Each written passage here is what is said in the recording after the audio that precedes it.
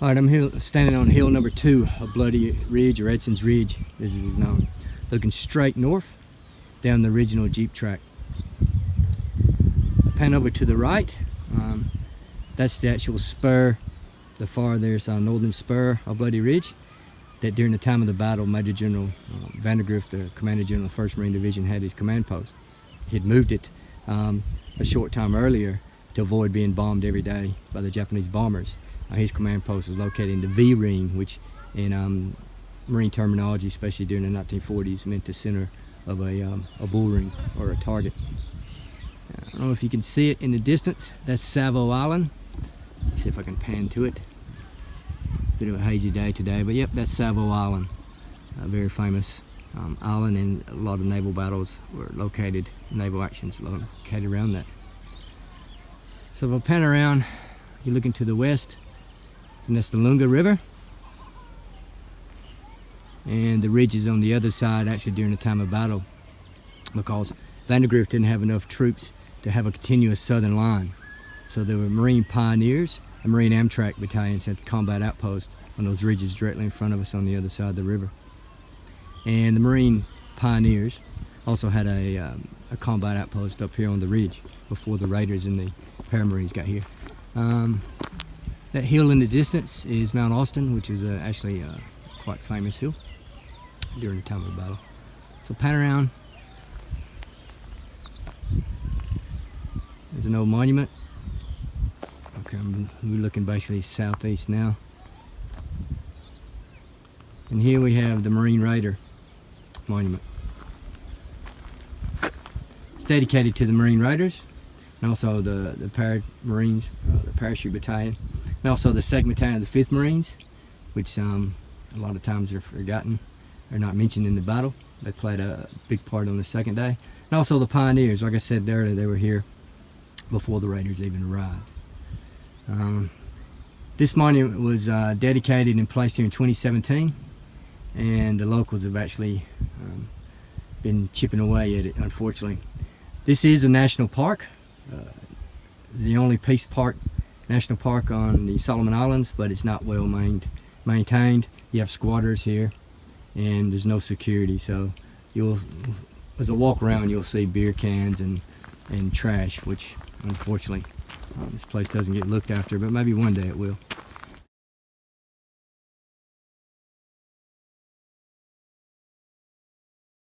So basically now I'm walking south, and you're looking at the middle spur in Bloody Ridge, and that far barren hill was the last spur, which is hill number 1.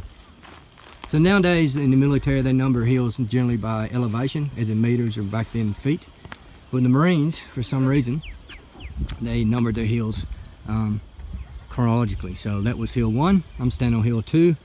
And when you work your way all the way back to the middle of the Mechanico River, you get to hill 53. So it's just in numbered order. So, but the Army, when they arrived here, I forgot, I think this might be hill 1, 2, 3, and hill 80. So they had it in feet. So I'll post some photos of then and now, what it looked like during the battle. But just put in perspective, all the top of the Coral Ridge was open during the battle, because like I said, it's coral on the topsoil. There's not much, so not many trees and things growing it, just grass. But in the ravines below us, where is now grass, was all thick jungle.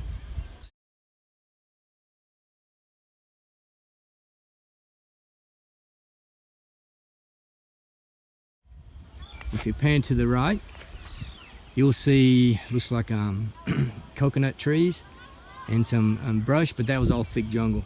And that played a big part in the 1st and 2nd day of axes of Japanese attack routes. And you'll see the Lunga River there.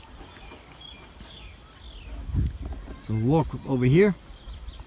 You'll see some of the thick jungle that was here during the time of the battle in the ravine. Like I said, the locals have been squatting and building their huts around. But you can see in the distance there the thick jungle. And believe me, it's fairly thick in there. And during the time of the battle, what is huts and small gardens was all that thick jungle. So that jungle growth coming all the way to the base. So the fields of fire the Marines had wasn't that vast and distant. You can still see some remnants of some fortifications in here, or I wouldn't say fortifications, but foxholes.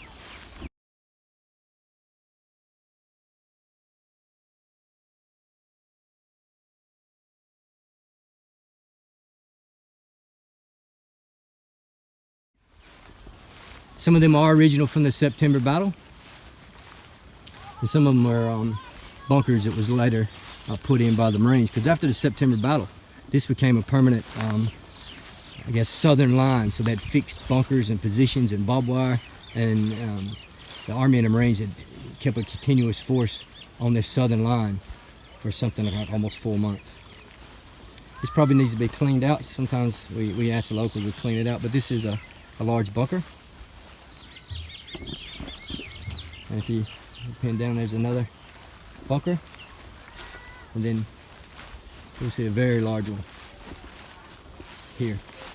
This is on the military crest to prevent silhouette. So during the actual Bloody Ridge battle, the Marines didn't dig a bunker hole this big. Like I said, the coral was hard to dig into. I've got some photos. They were just shallow trenches. There wasn't overhead log covered bunkers like they later were.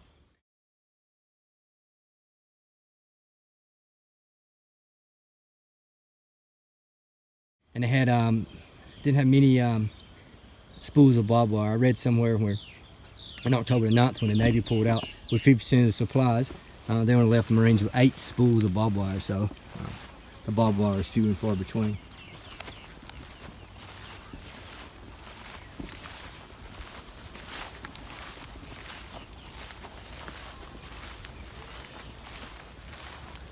You might see some remnants of the foxholes. Like I said, the grass is covering them a lot. It's kind of good when the locals burn for their gardens here, because it exposes a lot of the ground. A lot of the ground. Here's an original engineer stake, which was used to fortify bunkers. Like I said, I think this was part of the later fortifications the Marines and the Army had up here.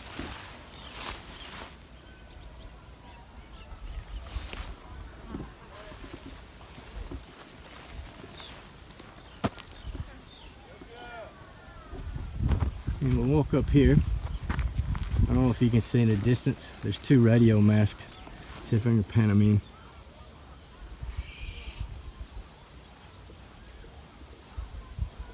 Those radio towers are located on the site of Fighter Airfield 1, or the cow pastures the Marines pilots and aircrew called it. During the time of battle, there was 2 airfields here. You had Henderson, which was used for bomber, and you had Fighter 1, which some of the most famous original Marine aces flew from. And one stage during the battle, the Japanese had made it to Fighter 1. They thought they'd actually had Henderson Field, but they didn't. For some reason, the Japanese used to spend a lot of time bombing Henderson, but the bombs didn't drop on Fighter 1. Some did, some didn't.